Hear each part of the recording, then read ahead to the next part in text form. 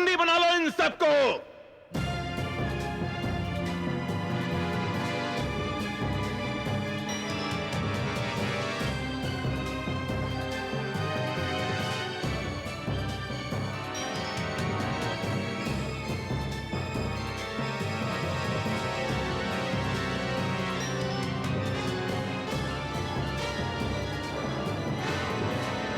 द्रुपद, तू, तेरा सेनापति और तेरे मंत्री चारों ओर से घिर चुके हो।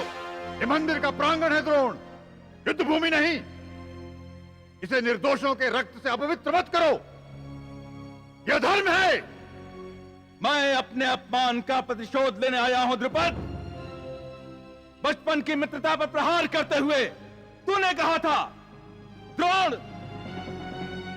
जो क्षत्रिय नहीं है वो क्षत्रिय का मित्र नहीं हो सकता, और जो रथी नहीं है वो रथी का मित्र नहीं हो सकता, जो स्वयं राजा नहीं है वो राजा का मित्र नहीं हो सकता। आज मैं तुझसे तेरा राजपाट छीन लूंगा, ताकि एक राजा की दूसरे राजा से मित्रता हो सके। दूसरों का राज बलपूर्वक छीन कर कोई राजा नहीं होता द्रोण। राजा होता है अपनी प्रजा को सुख, शांति, संतोष और सुरक्षा देकर। यदि तुम्हें अपनी शक्ति का परिचय देना ही था तो मुझे द्वंद्व युद्ध का निमंत्रण देते, मैं स्वीकार कर लेता। लेकिन इस तरह तुम एक योद्धा का नहीं, एक साधारण लुटेरे का परिचय दे रहे हो, जो राह चलते निर्दोष यात्रियों को लूटने में ही अपनी वीरता समझता है। परिस्थिति को देखकर गिरगिटों को रंग बदलते हुए तो मैंने अवश्य सुना था, परंतु यह गुण क्षत्रियों में भी होता है, ये आज तुझे देखकर पता चला।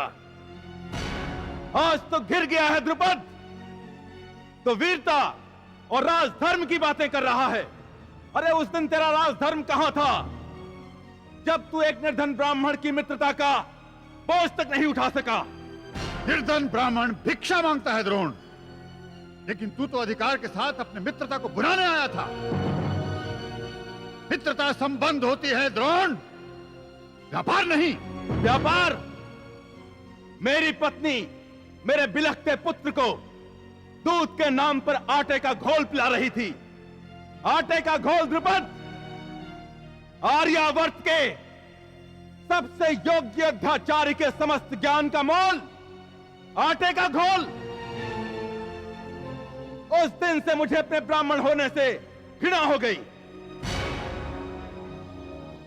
चाहता तो एक साधारण सैनिक की तरह किसी की सेना में भर्ती होकर जीविका अर्जित कर सकता था, परंतु योद्धाचार्य होने के गर्व ने रोक लिया। चाहता तो एक लुटेरा बनकर अपनी अस्त्र विद्या के उपयोग से जीविका अर्जित कर सकता था, परंतु ब्राह्मण होने की गरिमा ने रोक लिया। तब पत्नी ने कहा, द्रुपद राजपुत्र है तो क्या हुआ, तुम्हारा बचपन का मित्र है। द्रुपद, मित्रता संबंध या व्यापार जो भी थी, तुमने उसे समाप्त कर दिया है। तुमने, अब केवल प्रतिशोध रह गया है, केवल प्रतिशोध। अर्जुन, भीम, लक्ष्य की प्राप्ति करो। जो आज्ञा गुरुदेव।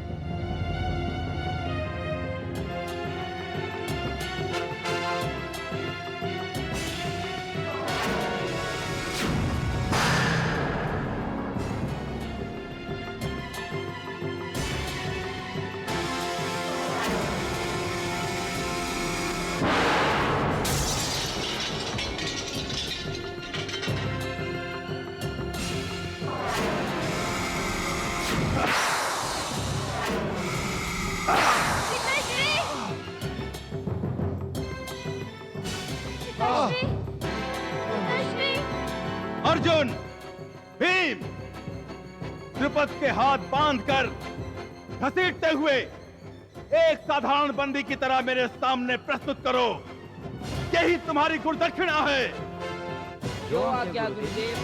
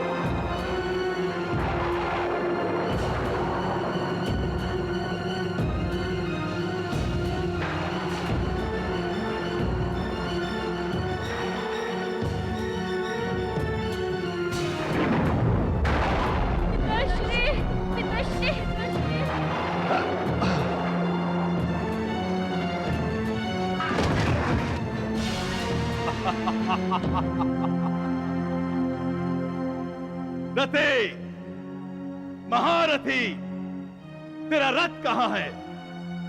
कहां है तेरा क्षत्रिय धर्म और तेरा राजपाट? कहां है सब?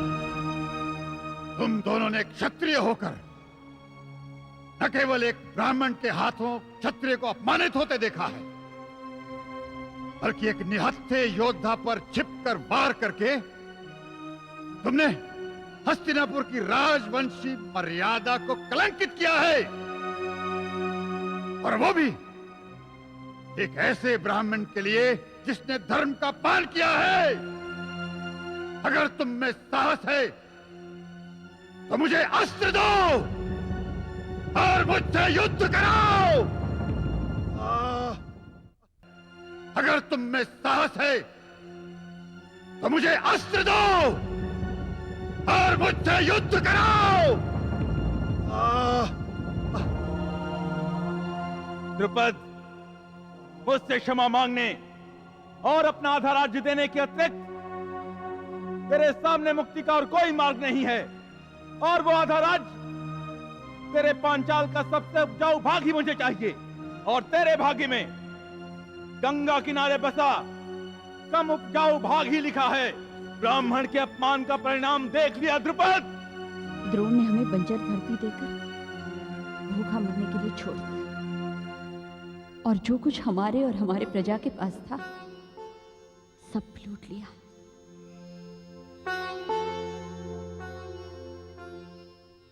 उस क्षण ने पिताश्री को पूरा बदल दिया। हम बच्चों की ममता उन्हें न रोकती तो उन्होंने अपने आप को गंगा माता के हवाले करके जल समाधि ले ली होती।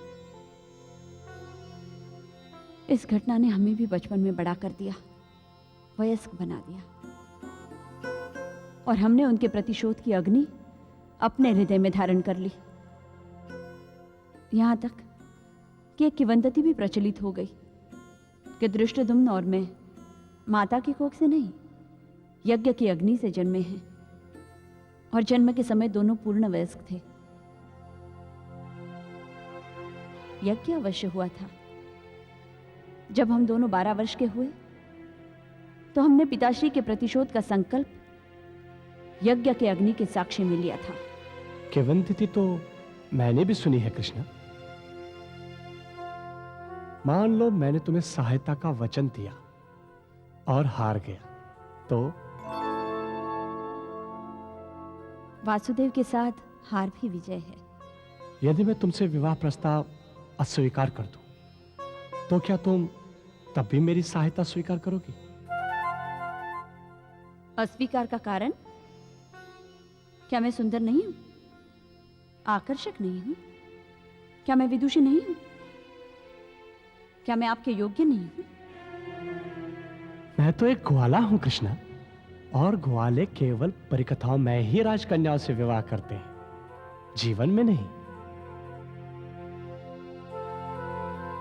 परिहास छोड़ो, सत्य क्या है? सत्य यह है द्रौपदी कि मुझे इस परंपरा से घृणा है जो सता के स्वार्थ के लिए स्त्री को साधारण वस्तु की तरह विनिमय का साधन समझती है। विवाह व्यापार नहीं है। हर स्त्री को अपना पति स्वयं चुनने की स्वतंत्रता है। तुम भी अपना वर स्वयं चुन सकती हो, स्वयंवर कर सकती हो।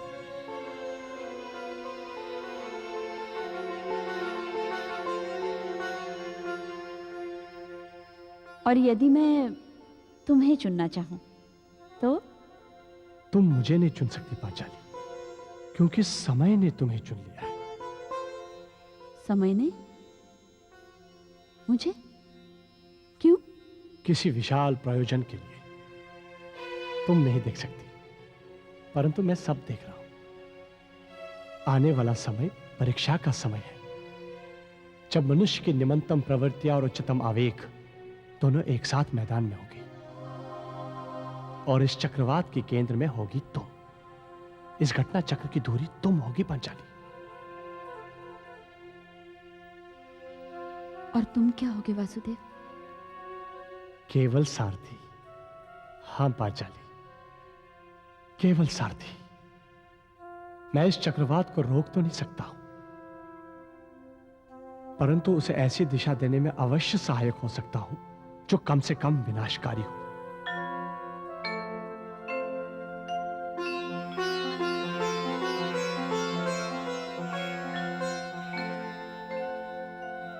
मुझे कोई भय नहीं है वासुदेव। जब तक मैं उस पक्ष में हूं जिस पक्ष में तुम हो, मुझे कोई भय नहीं है। इसलिए वचन दो, तुम मुझे कभी ऐसी परिस्थिति में नहीं आने दोगे जहां मुझे तुमसे दूर या तुम्हारे विरुद्ध जाना पड़े। तो द्रौपदी, ध्यान से सुनो।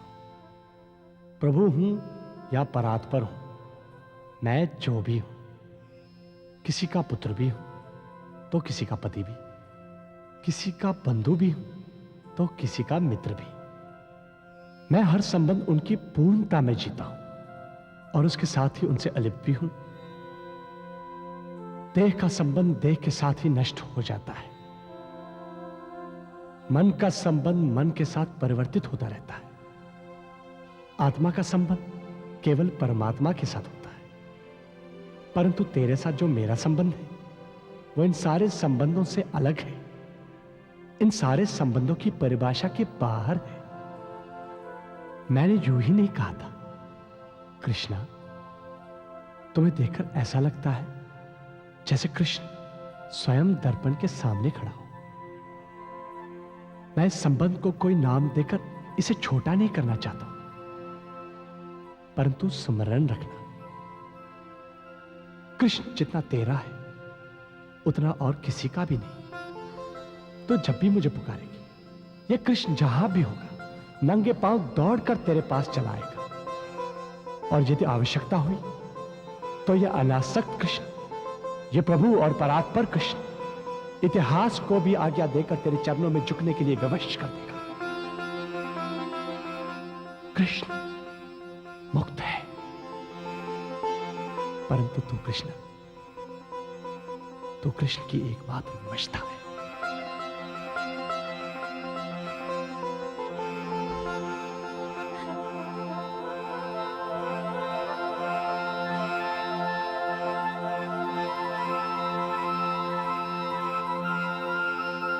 इन आंसुओं को संभाल के रखो पांचाली।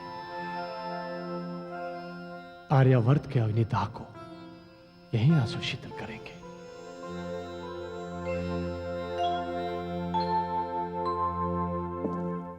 वासुदेव, वासुदेव, शिखंडी महल में नहीं है और किसी को पता नहीं वो कहां चला गया है। वासुदेव, वासुदेव, शिखंडी महल में नहीं है और किसी को पता नहीं वो कहां चला गया है।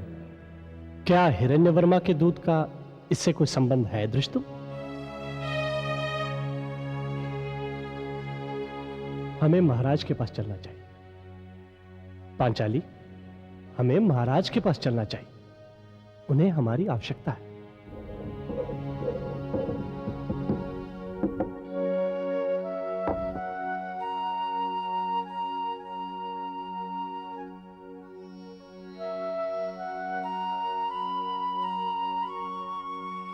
महाराज, औषधि।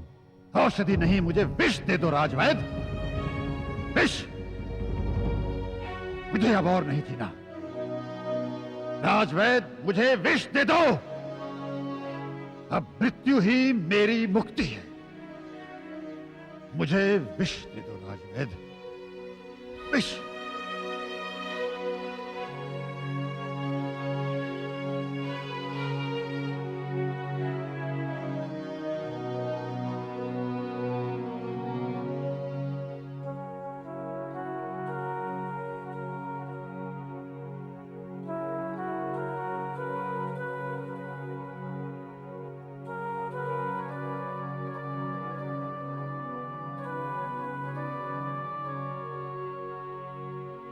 धीरज रखिए महाराज, संयम से काम लीजिए। पांचाल नरेश का इस प्रकार विचलित हो जाना शोभा नहीं देता। मुझे बताइए, मैं आपकी किस प्रकार सहायता कर सकता हूं? जब मेरे ही राज में मेरे साथ छल कपट किया जा रहा है तो किसी की सहायता मुझे नहीं बचा सकती वासुदेव, तुम्हारी भी नहीं। छल? छल कौन नहीं करता महाराज? पूरा जीवन एक छल है, एक ध्वनि मात्र है, वास्तविकता नहीं। सारे संबंध केवल नदी नाव संयोग है, यथार्थ नहीं। यह संसार तो एक लीला मंच है महाराज, जिस पर हम सब अभिनय करते हैं, परंतु वो अभिनय इतना कुशलतापूर्ण, इतना विश्वसनीय है कि हमें वास्तविक लगता है। वासुदेव, तुम स्थितियों को इतनी कुशलता से मोड़ देते हो कि क्षण मात्र में सारा बोझ हल्का हो जाता है। ये तुम कैसे करते हो वासुदेव? मेरी दृष्टि यह है महाराज कि अभिनय ऐसे करो जैसे वही जीवन हो, और जियो ऐसे जैसे वो अभिनय हो। फिर किसी दुख, किसी चिंता, किसी संताप का कोई कारण नहीं रहता। अब आप बताइए, आपके साथ कैसा छल किया गया? किसने किया? जी मैंने किया है वासुदेव। शिखंडी पुत्री पैदा हुई थी, परंतु मैंने आज तक महाराज को इस भ्रम में रखा कि शिखंडी मेरा पुत्र है। आज हिरण्यवर्मा के दूध के कारण यह रहस्य खुल गया। मेरा अपराध अक्षम्य है वासुदेव। आपका अपराध स्वाभाविक था महारानी मनस्विनी। इसकी भूल में आपका छल कम और महाराज का द्रोणांतक पुत्र पाने की बलवती इच्छा अधिक रही होगी। महाराज को घोर निराशा से बचाने के लिए ही आपने ऐसा किया होगा। और दृष्टधुम्न के जन्म के बाद पांचाल में अपना मान कम हो जाने के भय ने भी आपको ये झूठ बनाए रखने के लिए प्रेरित किया होगा। एक झूठ की कई संततियां होती है महारानी। वासुदेव, प्रश्न यह है कि अब क्या किया जाए? युद्ध की तैयारी, और क्या। हिरण्यवर्मा इस कपट का बदला लेने के लिए निश्चित ही पांचाल पर आक्रमण कर देगा।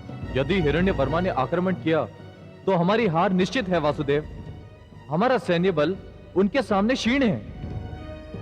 हिरण्यवर्मा की पुत्री से मैंने शिखंडी का विवाह इसलिए किया था कि वो मेरा संबंधी होने के नाते द्रोण के विरुद्ध मेरी सहायता करेगा। हिरण्यवर्मा आप पर आक्रमण नहीं करेगा पांचाल नरेश, आप निश्चिंत रहे। ये तुम कैसे कह सकते हो वासुदेव? उसका अपमान हुआ है। उसकी पुत्री पूरे आर्यावर्त में परिहास का विषय बन चुकी है। यदि मैं उसकी जगह होता तो मैं भी यही करता। यदि मुझे पता चलता कि द्रौपदी का पति पुरुष नहीं स्त्री है और मेरे साथ छल किया गया है, तो मैं भी अपने अपमान का बदला अवश्य लेता। हिरण्यवर्मा आप पर आक्रमण करने का साहस नहीं करेगा, क्योंकि आप शीघ्र ही द्रौपदी का स्वयंवर रचाने वाले हैं।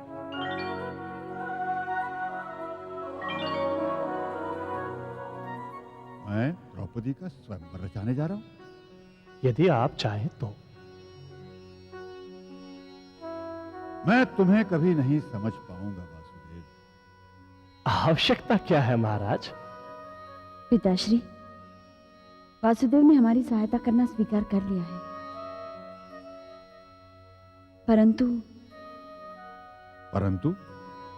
परंतु द्रौपदी को अपना पति स्वयंवर में चुनने के अधिकार के साथ।